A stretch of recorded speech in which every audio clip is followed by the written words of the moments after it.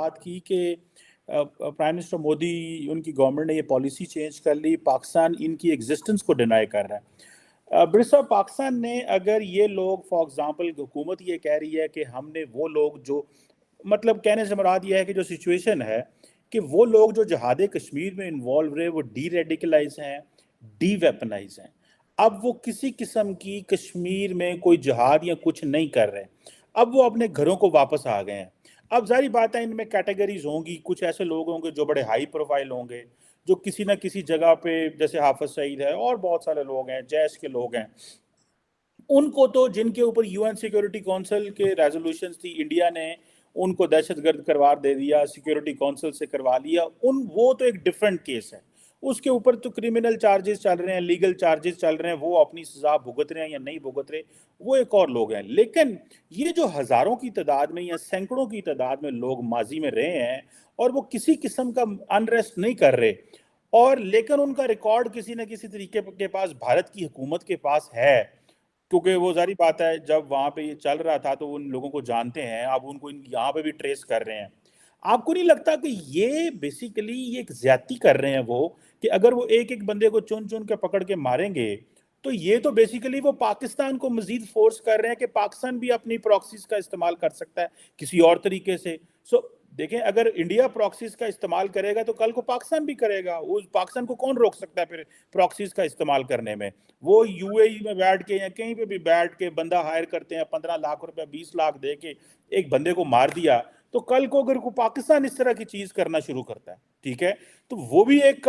پھر کوئی اور کسی قسم کی ہائی پروفائل کلنگ شروع ہو جاتی ہے۔ کویسچن یہ ہے کہ ایک وہ لوگ ہیں جن کو انڈیا نے ڈکلیئر کروا لیا، ان کے خلاف پاکستان جیسے تیسے ہے، لیٹ صحیح لیکن ایکشن ہو رہے ہیں۔ جو لوگ تھوڑی سکیل کے لوگ تھے، چھوٹے تھے، جن کو چھوٹے سے مراد یہ ہے کہ جن کی کوئی اتنی اہمیت نہیں تھی لیکن وہ بڑے لیڈرز کے لیے کام کر رہے تھے، اب وہ ان آرمڈ ہیں، ڈی ریڈیکلائز ہیں، کوئی کرائسس بھی نہیں کر رہے، اب ان کو گھروں میں آ کے ڈھونڈ کے مارنا، یہ بیسیکلی کیا یہ جسٹیفائی کیا جا سکتا ہے ان اے سینس کہ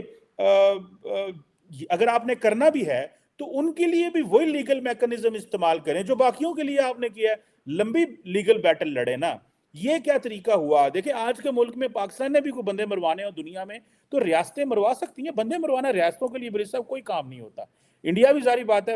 ریسورسز رکھتا ہے، مروا سکتا ہے بندہ، ان کے لیے بھی کوئی کام نہیں ہے، لیکن یہ طریقہ اختیار کرنا جبکہ لوگ ڈی ریڈیکلائز، ڈی ویپنائز اور آپ کے لیے تھریٹ بھی نہیں ہے،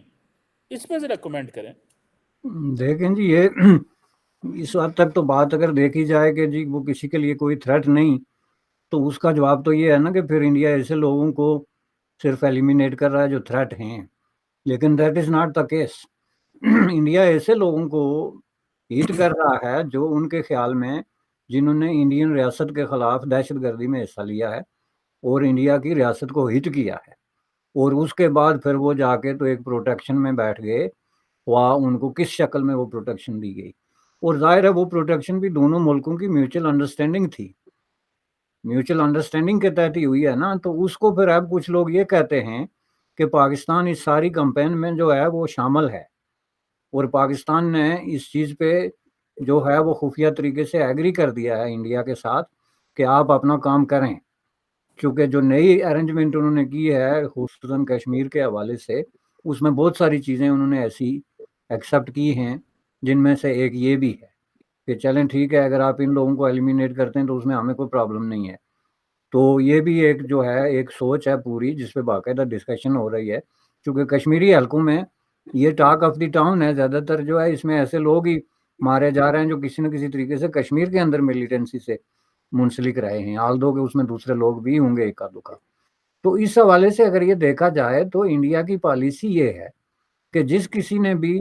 انڈین ریاست کے خلاف دہشت گردی کی ہے، وہ خواہ کہیں بھی ہے، کسی بھی حالت میں ہے، اس کو ہم ہٹ کریں گے تاکہ اس کو ہم نشان عبرت بنائیں فیوچر کے لیے، اور فیوچر میں کوئی گروپ یا شخص جو ہے وہ کوئی اس طرح کا ایڈونچر کرنے سے پہلے سوچے۔ تو اس میں یہ پلی لینا کہ جی یہ پورا امن ہے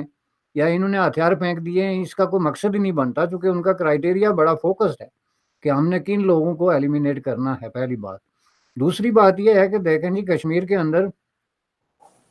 مکمل طور پہ تو خاموشی نہیں نا، وہاں بھی تو اس طرح کے واقعات اکا دکا ہوتے ہیں، اور وہ جب واقعات ہوتے ہیں تو اس میں پھر کنیکشن جو ہیں وہ پھر اکراس دا بارڈر جا کے جڑتے ہیں، خواہ وہ کسی شکل میں ہوں، جیش کی شکل میں ہوں، کسی نئی آرگنائزیشن کی شکل میں ہوں۔ تو اس حساب سے جو ہے یہ جو ایشو ہے یہ پاکستان کو ایز اے پیکج ڈیل کرنا پڑے گا، اور اس کے ارد گرد یہ جو سیکریسی کی چادر تان رکھی ہے انہوں نے، اور جس طریقے سے عام لوگوں کو اب یہ لگتا ہے کہ انہوں نے انڈیا کے ساتھ ایک سمجھوتا کیا ہوا ہے، اور اس سمجھوتے کی ایک جو ہے وہ مظہر یہ ہے کہ ان لوگوں کو ایلیمینیٹ کیا جا رہا ہے، اور پاکستان ری ایکٹ نہیں کر رہا، یا کر بھی رہا ہے تو ایک زبانی بیان دے کے بات ختم کر رہا ہے۔ تو یہ جو پاکستان کی پالیسی کشمیر کے اندر سیکریسی میں ڈوبی ہوئی ایک نئی پالیسی ہے، جس میں عوام کے ساتھ سچ نہیں بولا جا رہا، ان کو اعتماد میں نہیں لیا جا رہا کہ انہوں نے کیا بارگیننگ کی ہے،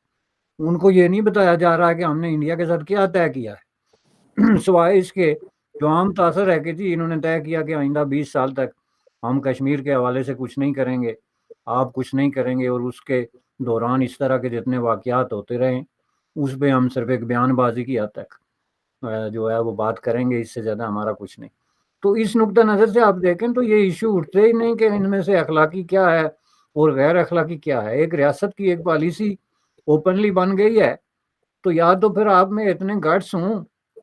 کہ آپ اس کے خلاف کھڑے ہونے کی جرت رکھتے ہوں، اور آپ اعلان کریں کہ جی you stop it, you can not do that, and if you do that we are going to do this, تو وہ پھر بات بنے کہ چلیں جی کوئی بات ہے۔ آپ جو ہے وہ بڑا آپ کا وزیر داخلہ 6 مہینے کا روزہ رکھنے کے بعد یہ بیان دے کہ جی سارے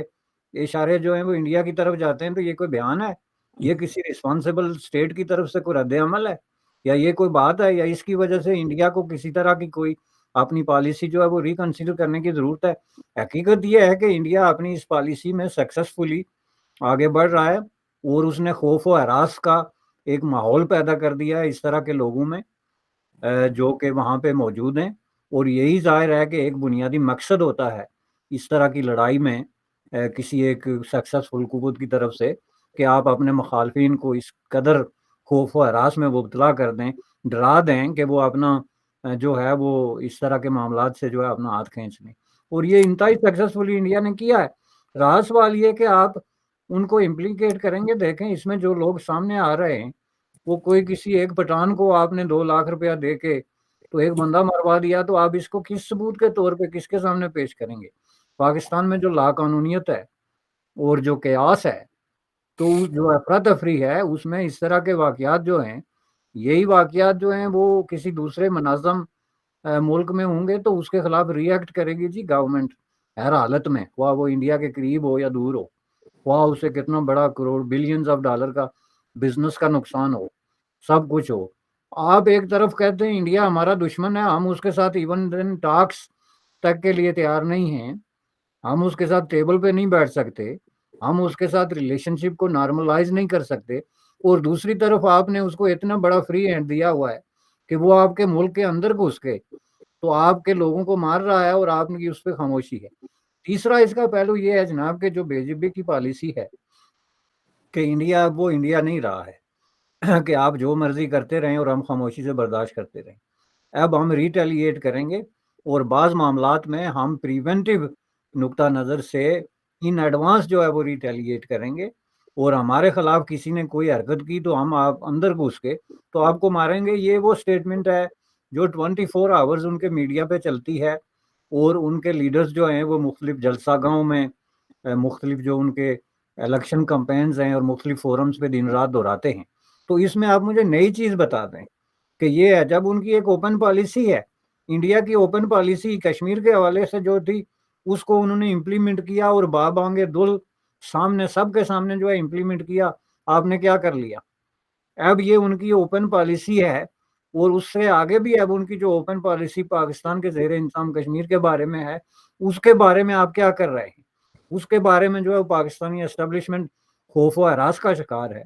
اور ہماری اطلاعات کے مطابق پاکستان کے زیر انتظام کشمیر میں ایسے اقدامات کیے جا رہے ہیں کہ اگر انڈیا اس طرح کی کوئی موو کرتا ہے تو اس کو کس طریقے سے روکا جا سکے گا، جس میں کوئی ان کو قابل ذکر راستہ نہیں مل رہا ہے۔ تو یہ بڑی